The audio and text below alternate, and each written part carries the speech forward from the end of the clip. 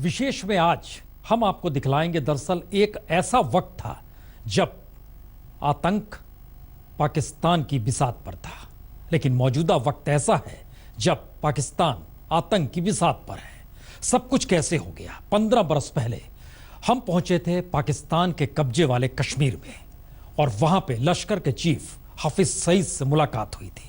वो पहला इंटरव्यू था। उस वक्त ना तो वो अपना चेहरा दुनिया के सामने लेकर आया था और ना ही कोई इंटरव्यू दिया था, लेकिन उस वक्त दिल्ली में लाल किले पर लश्कर ने हमला बोल दिया था। जम्मू कश्मीर के हवाई अड्डे पर हमला बोला जा चुका था और इन सब में जब उस वक्त जिन बातों को कहा गया, आज की तारीख में जब उन बातों को सुनिएगा तो कई सवाल आपके जहन में आएंगे। आइए शुरुआत करते हैं इंटरव्यू से।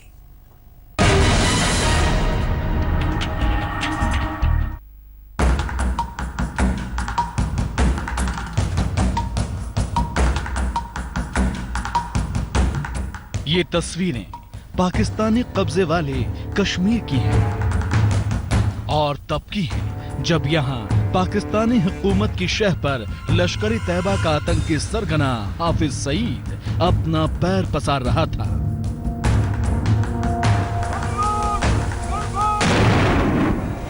पंद्रह साल पहले करगिल युद्ध के साए में जब पाकिस्तान ने ठान लिया था कि पीओके को वो आतंक का आखिरी पनाहगार बनाकर मानेगा, तब आज तक हाफिज सईद तक पहुंचा। ये फरवरी 2001 की तस्वीरें हैं जब हाफिज अभी आतंक के 7 पर्दों में छुपा रहता था। जब आज तक से बातचीत शुरू की तो पाकिस्तान के प्रति उसकी नरमी साफ साफ दिखी। इस पूरी प्रक्रिया में आजाद कश्मीर की कोई बात नहीं हो रही है जो पाकिस्तान के कब्जे में है। भाई आजाद कश्मीर का मसला ही कोई नहीं है। ना यहाँ के अवाम तंग हैं, ना यहाँ के अवाम जुलूस निकालते हैं, ना यहाँ के अवाम हुकूक का मुतालबा करते हैं, ना यहाँ कोई मसला है।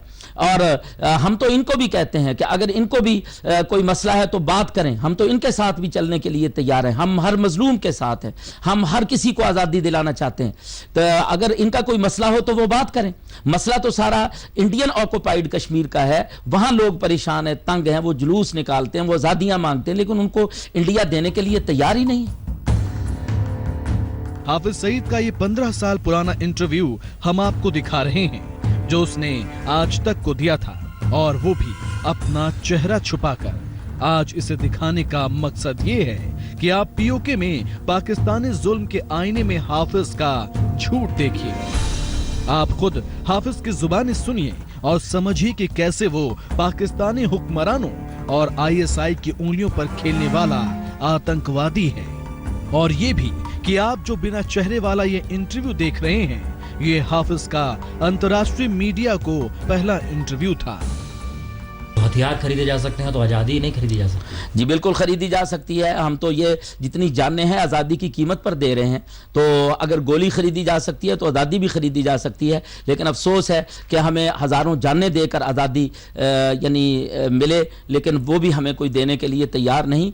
हम बिल्कुल ये जानें जो दे रहे हैं वो आज़ादी के लिए दे रहे हैं। कश्मीर में तबाही मचाने के लिए हाफिज पाकिस्तान का वो मोहरा है जिसने पीओके को 15 साल में इस कगार पर ला दिया कि वहां लोग त्राहिमाम कर रहे हैं। पीओके के लोग पाकिस्तानी हुकूमत के खिलाफ बगावत पर उतर गए हैं। लेकिन कैसे पाकिस्तान की वकालत हाफिज सईद करता है, ये भी सुनिए। पिछले 50 साल में 3 ऑप्शन सामने आए हैं। भारत के कब्जे में रहे कश्मीर, पाकिस्तान के कब्जे में रहे, या इंडिपेंडेंट हो जाए। तीसरे ऑप्शन पे यानी कश्मीर की आज़ादी को लेकर पाकिस्तान ने आज तक कभी कुछ नहीं, कोई कमेंट नहीं किया है और आज भी नहीं कर रहा है। भाई बात यह है कि पाकिस्तान कैसे कर सकता है? कश्मीर का बड़ा हिस्सा तो इंडिया के कब्जे में है। पाकिस्तान का शुरू से मौक़िफ़ यह रहा है कि कश्मीरी लोगों को अपना फैसला करने का इख्तियार है, उनको आज़ादी मिलनी चाहिए। इंडिया ये आज़ादी देने के लिए तैयार नहीं है। तो मसले का जो असल है या जहां बिगाड़ पैदा हुआ है वो तो इंडिया की मदाखलत है, नाजायज़ जालिमाना। तो इसलिए हम तो साफ कहते हैं कि भाई तुम भी करो, और जब इंडिया उनको आज़ादी देने के लिए तैयार होगा तो पाकिस्तान कैसे रोक सकता है? पाकिस्तान के पास हिस्सा भी बहुत छोटा है और अहम हिस्से कश्मीर के जो है वो इंडिया के हाथ में है। अगर वो आज़ादी देता है तो पाकिस्तान भी तैयार होगा और मैं नहीं समझता कि इसमें कोई रुकावट हो सकती है। जिस पाकिस्तान में लोकतंत्र हमेशा फौजी बूटों के नीचे कसमसाता रहता है, वो पाकिस्तान भला कब्जा किए हुए कश्मीर में कैसे भलाई का काम करता। लेकिन आतंक की आंखों को हमेशा खून खराबे में ही बेहतरी दिखती है, और हाफिज को भी। जो आर्थिक माली हालत है कश्मीर की, जो भारत के कब्जे में कश्मीर है और जो पाकिस्तान के कब्जे में कश्मीर है, दोनों की माली हालत में बहुत अंतर है। हाफिज साहब, शिक्षा के तौर पर हो या वहाँ की जो भी पर कैपिटा इनकम है वो भी है, ये हालात है। तो इस हालात में आप किस तरीके से साथ दे पाएंगे या किस तरीके से चीज़ों को विकसित कर पाएंगे? भाई, माली हालात भी अपनी जगह पर अहमियत रखते हैं, लेकिन कौमों के लिए आज़ादी माली हालात से बहुत ज़्यादा ज़रूरी चीज़ है। आज़ाद कश्मीर के लोगों के पास आज़ादी है, ये अपनी गवर्नमेंट खुद बनाते हैं, और फिर वो यानी पाकिस्तान उनके ऊपर ऐसे हालात को मुसल्लत नहीं करता जैसे इंडिया ने उसको अपना हिस्सा बनाया। कभी वो अटूट अंग कहता है, पाकिस्तान ने कश्मीर को कभी अटूट अंग नहीं कहा, पाकिस्तान ने कभी ये दावा नहीं किया। पाकिस्तान ने हमेशा हक़ खुद इरादियत की बात की है, उनके हुकूक का मसला दुनिया में पेश किया है, जबकि इंडिया ये कहता है कि कश्मीर उसका हिस्सा है। जब पहले लियाकत नेहरू मुआहदे में इन्होंने तस्लीम किया कि वो एक मुतनाज़ है, तो फिर मानकर ये पीछे हट जाना, ये दुनिया में कहाँ का इंसाफ है।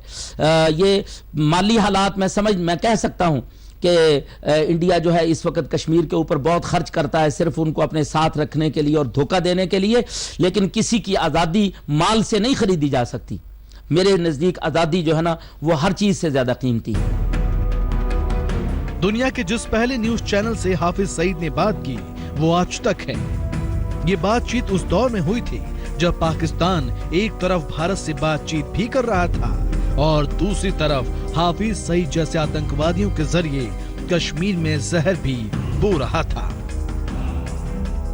15 साल बाद हालात बद से बदतर हुए, बातचीत का रास्ता बिल्कुल बंद है और पाकिस्तान को समझ नहीं आ रहा कि आतंक के जिन्न को कैसे रोके जो हुकूमत और फौज से बड़ा हो गया है। अशरफ वानी के साथ पुणे प्रसून वाजपेयी, आज तक। खुद को प्रोफेसर कहने वाला हाफिज सईद आतंक की यूनिवर्सिटी पाकिस्तान के कब्जे वाले कश्मीर में चलाता है, और 16 बरस पहले ही उसने वहां पर अपनी यूनिवर्सिटी खोली। कई ब्रांच काम कर रहे हैं, निशाने पर हिंदुस्तान है, आतंक की फैक्ट्री चलती है। और इंटरव्यू में हाफिज सईद ने बहुत साफ कहा था कि किस तरीके से वह आतंक को अंजाम दे रहा है, लेकिन पाकिस्तान के प्रति नरम रवैया उस वक्त था। मौजूदा वक्त में जिहाद का सवाल पाकिस्तान की स्टेट पॉलिसी है, लेकिन कैसे वो अपना प्लान बनाता था, खुद जुबानी सुनिए उसकी।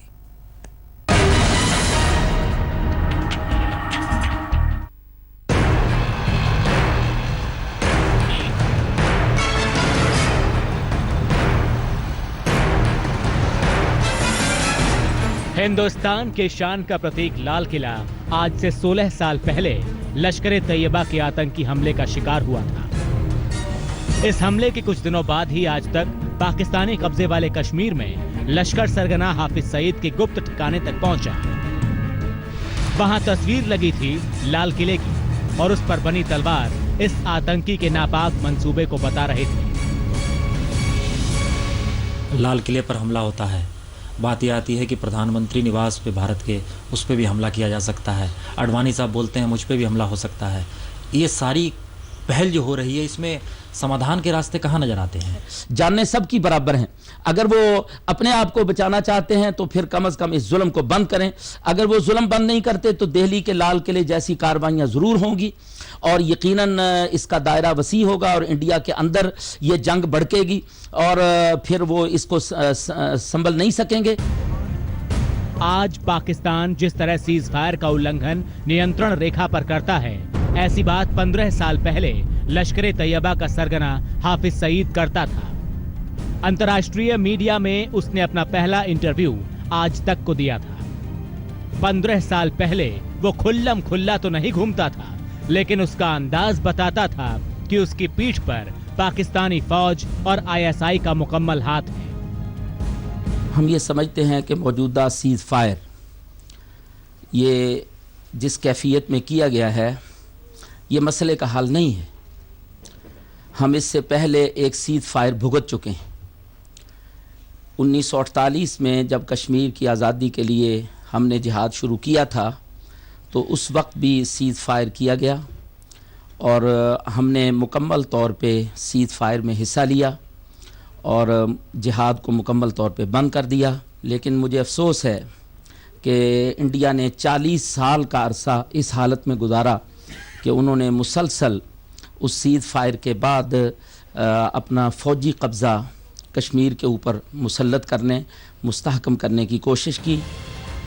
जम्मू और कश्मीर में बैठे जिन हुर्रियत नेताओं को लोकतंत्र में यकीन नहीं, उनमें हाफिज सईद को सबसे ज्यादा यकीन शुरू से है। अपने पहले इंटरव्यू में ही हाफिज ने साफ कर दिया कि वो हुर्रियत के संपर्क में है। ये बातचीत की प्रक्रिया जो शुरू अगर हो जाती है, मान लीजिए APSC को आने दिया जाता है, आपकी पहल क्या रहेगी? देखिए, APSC को तो हम खुद चाहते हैं कि वो पाकिस्तान आएँ, हम तो उनके इस्तकबाल करना चाहते हैं, लेकिन ये सारा मामला इंडिया की तरफ से है। उन्होंने खुद इसकी पेशकश की, लेकिन इसके बावजूद वो यानी उस वफद को भेजना पसंद नहीं करते। इंडिया अपनी मर्ज़ी का वफद बनाना चाहता है हालांकि, और यही इंडिया की बुनियादी गलती है कि वो मामूली सी भी आज़ादी देने के लिए तैयार नहीं है। हिंदुस्तान की सेना पाकिस्तान के आतंकी हमलों से आज बेहद गुस्से में है। इतने गुस्से में कि पाकिस्तान के आतंकी ठिकानों पर सर्जिकल स्ट्राइक की और इसके बाद से हाफिज दुम दबाकर बैठा है। दूसरी तरफ पाकिस्तानी सरकार को सांप सूंघ गया है। अशरफ मानी के साथ पुण्य प्रसून वाजपेयी, आज तक।